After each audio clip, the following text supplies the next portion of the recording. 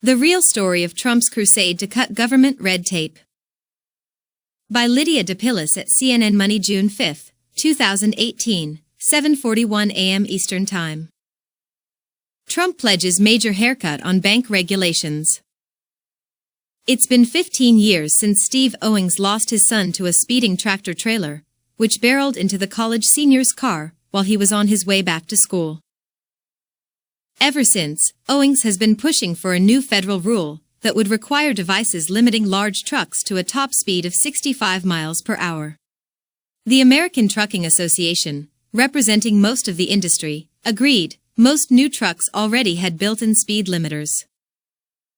The Obama administration came out with a draft version in 2016 and went through the required comment period. Finally, Owings thought Washington might do something to help prevent accidents like the one that took his son's life. According to the U.S. Department of Transportation's own research, limiting truck speeds could save between 63 and 214 lives per year. If ever there was a layup, this is it, Owings says. And then, the unfinished rule hit a red light. As one of his first official acts in January 2017, President Donald Trump announced Executive Order 13771. The order said that for every new regulation, two need to be relaxed or tossed out. On top of that, agencies have to reduce the total cost burden of the regulations they impose on businesses, nonprofits, and governments. In 2017, the agencies could impose no net new costs. In 2018, costs need to be reduced by at least $686 million, according to targets set by the White House's Office of Information and Regulatory Affairs. But cutting red tape is easier said than done. Many of the Trump administration's attempts to get rid of existing rules with a big financial impact have ended up getting tied up in the courts. If agencies can't win major cost savings by cutting back, finalizing new rules, even ones that businesses favor, like the one limiting truck speeds, becomes much more difficult. Owings sits on an advisory committee that tried to come up with old rules to cut in order to offset the cost of the speed limiter rule, but they couldn't name many. Under the rubric set up by Executive Order 13771, the speed limiter rule would be expensive. The Department of Transportation's original analysis had determined that it would cost between $200 million and $1.5 billion annually due to slower delivery speeds, but the executive order's scoring system doesn't count the benefits to truckers, such as better gas mileage. Last year, the Transportation Department stalled the rule indefinitely by putting it on its long-term agenda. A spokesperson for the Transportation Department confirmed that the rule is still under review. The department also noted that while it takes the executive order's guidance into account, it still assesses every rule on its own merits. To Owings, the order feels like an almost insurmountable hurdle. There are plenty of regulations that can be improved, but it's very difficult to find regulations that can completely be eliminated, Owings says. The 2-for-1 requirement really just kind of shut things down, which I guess was the goal. From top left, Cullum, Pierce, Steve and Susan Owings in the summer of 2001, before Cullum was killed by a speeding tractor-trailer. Savings versus societal benefits. That's exactly what advocates for causes like consumer and workplace safety and the environment are worried about. They say Trump's anti-regulatory regime will prevent agencies from issuing new rules to address health and safety threats or set guidelines for nascent industries like commercial space flight and autonomous vehicles. Will they be able to undo many existing rules? No, says Peg Seminario, Director of Occupational Safety and Health at the AFL-CIO. But I think the big focus for the industry is that they didn't want any new rules. I think the main impact of this will be to stop progress. Related, the surprise winners of the bank regulation rollback. To be sure, regulators are hard at work finding rules to scrub. In 2017, federal agencies racked up 22 deregulatory actions for every regulatory action. While most of the 67 deregulatory actions were relatively minor, the White House estimates they will save businesses a total of $570.4 million a year. Trump has talked up these initiatives at rallies with his supporters. Deregulation hits home in parts of Middle America, where folks are struggling and businesses have been shut down and folks are looking for work. Anthony Compow, the chief of staff at the White House's Office of Information and Regulatory Affairs, said last month. The president, when he says these things, he gets standing ovations. This afternoon I signed an executive order to establish task forces that will help scrap job-killing regulations on American businesses. pic.twitter.com/LPD0RW63XB. President Trump, at POTUS, February 24, 2017. That apparent progress, however, may not be sustainable, or even as impressive as it sounds.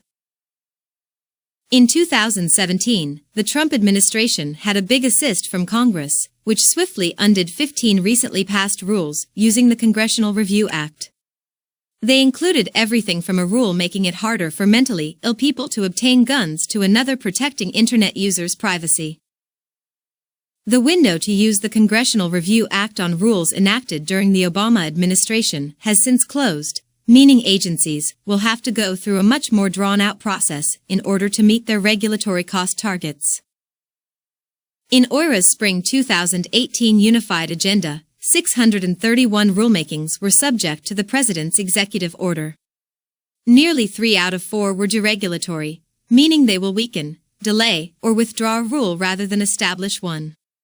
According to the right-leaning American Action Forum, following through on all of those plans would save $1.4 billion annually, about twice the administration's 2018 goal of $686 million. Industry groups are behind many of these efforts, both big and small. After years of lobbying and litigation, for example, wealth management firms won nearly $1.5 billion in regulatory cost savings last year when the Department of Labor delayed the implementation of a rule requiring financial advisors to consider their clients' interests before any commissions they might earn. Related, Trump official, regulators don't have a blank check. Other deregulatory actions on the agenda include changing the type size for calorie declarations on snacks sold in vending machines and weakening the Environmental Protection Agency's authority over rivers and streams. But the bulk of the rules underway, nearly 1,600 of them, are exempt from Trump's executive order, including those with a defense or national security purpose, those having to do with agency personnel and management, and those issued by independent agencies like Securities and Exchange Commission. That's why some scholars don't see the executive order as the cost-cutting red tape killer that the administration made it out to be. They're talking about this stuff as if it's hugely significant to the economy, has the potential to boost growth in a serious way, says Philip Wallach, a senior fellow at the Libertarian R Street Institute.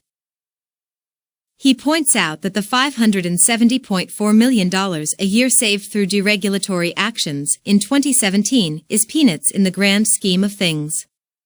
It's kind of hard to understand how those numbers match up with the claims of really having taken deregulation to the point where you're setting businesses free, says Wallach. Great numbers on the economy. All of our work, including the passage of many bills and regulation-killing executive orders, now kicking in. Donald J. Trump, at Real Donald Trump, June 12, 2017. Defenders of the White House's approach counter that the economic gains from clearing the path for business could have a cumulative impact, which isn't easily captured in a cost-benefit analysis. If actions being taken by the National Highway Transportation Safety Administration will eliminate or modify old rules that are getting in the way of autonomous vehicles, the cost savings might be small, but the potential gains to the economy are enormous because they're eliminating barriers to innovation, explains Patrick McLaughlin, a senior research fellow at the Mercatus Center at George Mason University. McLaughlin also points to the United Kingdom and the Canadian province of British Columbia, which have established regulatory budgets. But those differ from the White House's order in one big way. They take into account a rule's societal benefits, not just its costs. Although an earlier order requiring complete cost-benefit analysis remains on the books, Trump's executive order does not consider the potential economic benefits of a regulation, such as cleaner air, fewer deaths from roadway accidents, and better wages for the lowest-paid workers. Red tape on red tape. That's partly why many of the administration's biggest attempts at deregulation are tied up in the courts. Environmental groups have challenged most of the Environmental Protection Agency's major rollbacks, and public interest groups are fighting the administration over the legality of the executive order itself. Sometimes even businesses themselves want regulation. Farmers represented by the Organic Trade Association, for example, sued over the withdrawal of a final rule that would have put greater restrictions on livestock care and slaughter.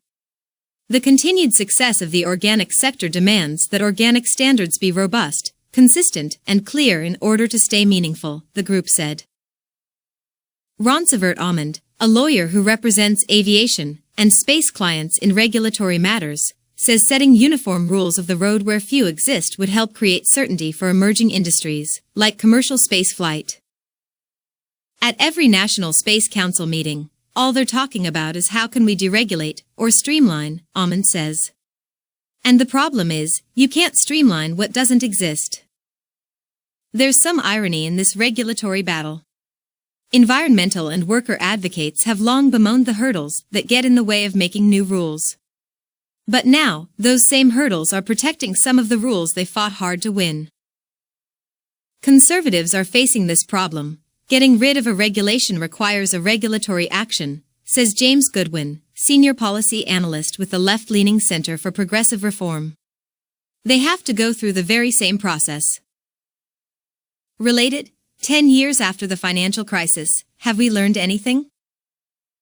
What's more, many rules are difficult, or even impossible to wipe away without congressional action, because they are spelled out and sweeping and long established. Related, 10 years after the financial crisis, have we learned anything? What's more, many rules are difficult, or even impossible to wipe away without congressional action, because they are spelled out in sweeping and long-established laws, like the Clean Air Act and the Fair Labor Standards Act.